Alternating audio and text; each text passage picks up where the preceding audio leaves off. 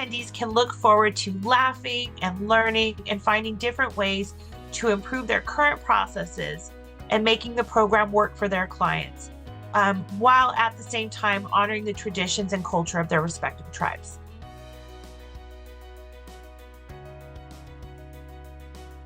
One of the first things that they're going to learn is how to manage their own reactions to what can be very predictable behavior. So really thinking about what they can do to control their own responses, even if they have no control over their circumstances. The second thing that we will be working on is how case managers can have more impact on program outcomes by being able to translate the stories of their clients and turn that into meaningful data for decision makers.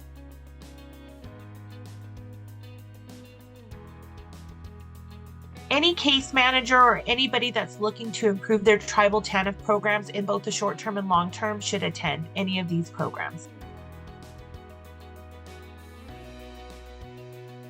The Institute is great every single year, and I think it's just an incredible place for people to build community and share their expertise and their experience with each other, and have a common place where they can really share their similar challenges and come up with solutions.